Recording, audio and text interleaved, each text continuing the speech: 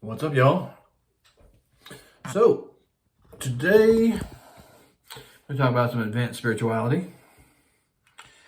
So, this is beyond clairvoyance, clairsentience, and clairaudience. So, this is more advanced spirituality.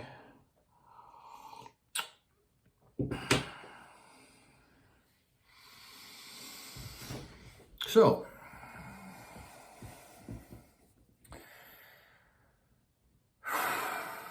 I guess it's easiest if you have some experience of the eternal void.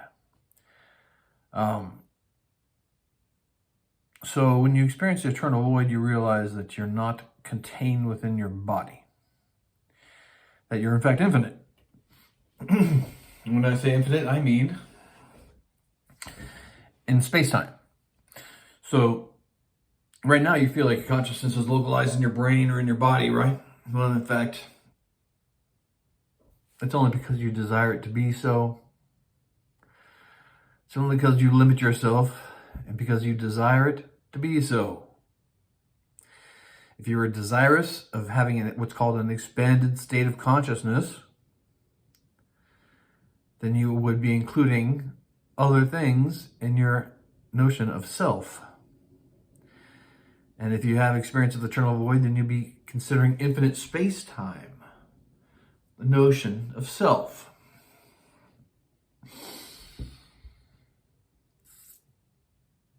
So, this advanced spirituality is basically, I want you to, instead of believing and experiencing yourself as being a product, in your body, why don't you try filling the room?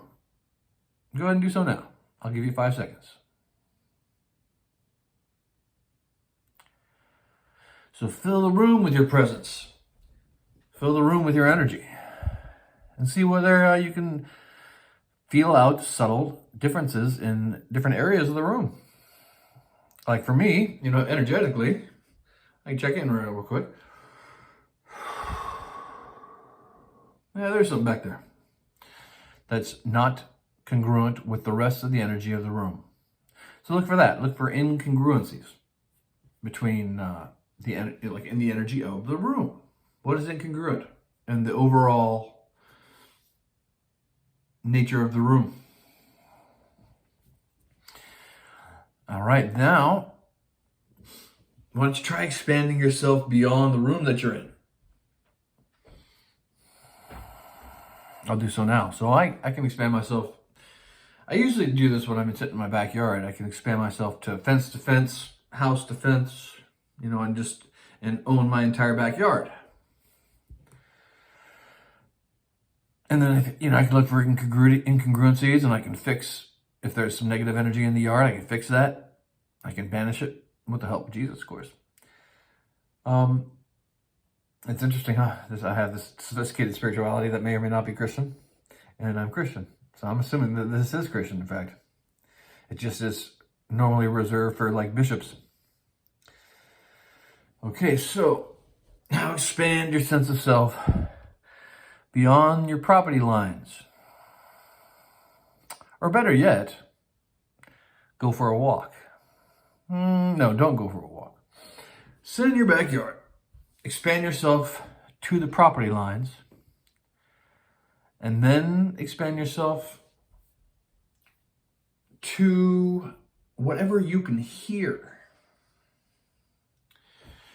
So if you hear a dog bark, go ahead and go into that backyard with your space. In addition to being your entire backyard, now you're in the yard of the dog that's barking. While you are in your entire backyard. And go ahead and expand into all that you hear. Now, that's a clairaudient spirituality.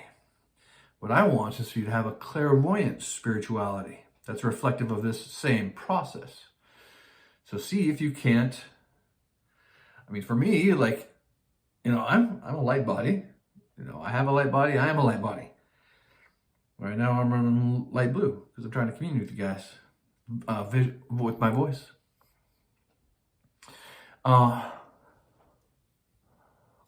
So yeah, see if you can't visualize your own energy in your own body. Start there.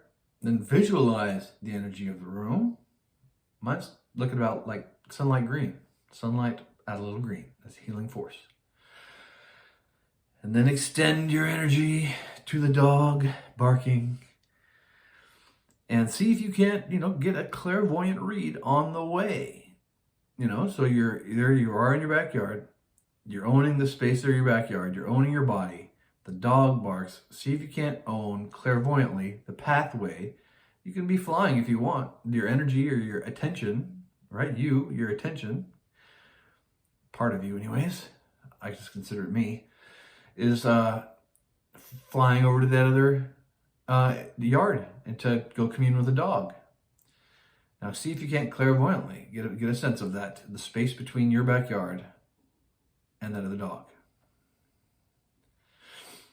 Okay, now you can read the dog clairvoyantly.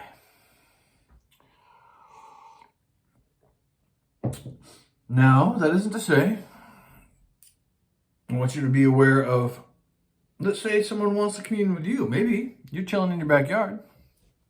You're owning your space, you're owning your body, and maybe that inspires someone to commune with you.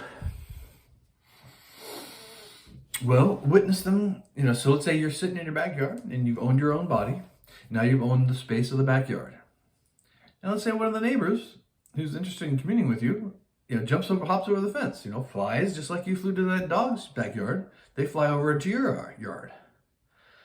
Now I want you to experience that clairvoyantly.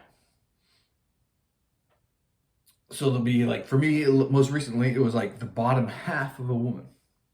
The bottom half of a woman. That's all the only visual impression I got of this neighbor who came and visited me on my side of the yard. And I was desirous of having her visit me, so it was not an offense that she was in quote unquote my space.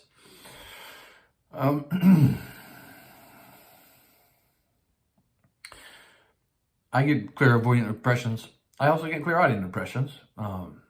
But rarely do I get clairaudient impressions from other individuals.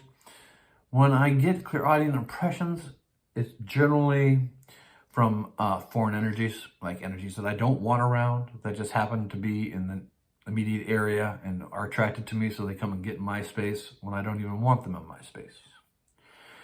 That's usually what I hear clairaudiently and clairvoyantly. I can experience others clairvoyantly. They're not necessarily evil beings. They can be actual neighbors that can show up and I can witness them clairvoyantly. So once they're in your space, party, man. Party. Just do what you want to do. Commune and feel free. Don't withhold and don't feel like they're withholding from you. Feel free. Do what you want to do. Hope that helps everybody. I think so. That's integrating the eternal void into the notion of spirit in the Christian sense, but also we're throwing in the notion of soul in the Christian sense. So we got just subtler and subtler experiences of subtler and subtler, quote unquote, bodies and quote unquote space. I hope that helps everyone. Peace be with you. Bye for now.